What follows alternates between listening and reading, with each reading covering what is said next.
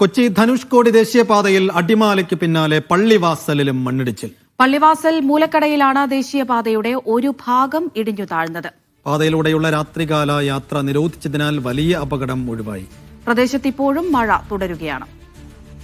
മുഹമ്മദ് ആഷിഖ് വിവരങ്ങൾ നൽകാനായി ചേരുന്നുണ്ട്. ആഷിഖ്, 2 ദിവസം മുമ്പാണ് അടിമാലിയിൽ വലിയ ദുരന്തമുണ്ടായത്. ഇതിന് സമാനം തന്നെയാണോ ഇവിടെയും സംഭവിച്ചത്?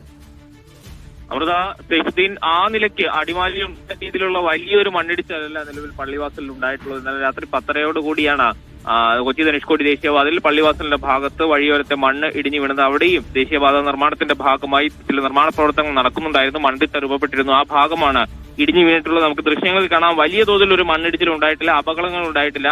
രാത്രികാല യാത്രാ നിരോധനം ആ മേഖലയിൽ ഏർപ്പെടുത്തിയത് കൊണ്ട് വാഹനങ്ങൾ ആ വഴി കടന്നു പോകുന്നുണ്ടായിരുന്നില്ല. അതുകൊണ്ട് വലിയൊരു അപകടം മാറിപ്പോയി എന്നുള്ളതാണ്. പുലർച്ചെയാണ് ഈ മണ്ണിടിച്ചിട്ടുള്ള വിവരം ആളുകൾ മനസ്സിലാക്കുന്നത്. ഏതായാലും ആ പ്രദേശത്തും ദേശീയപാത അതോറിറ്റി ഈ മണ്ണ് നീക്കം ചെയ്യാനും മറ്റ് നിർമ്മാണ പ്രവർത്തനങ്ങൾ പുനരാരംഭിക്കുവാനുമുള്ള നടപടികൾ ഈ ഘട്ടത്തിൽ ആരംഭിച്ചിട്ടുണ്ട്. അമൃത, സൈഫുദ്ദീൻ.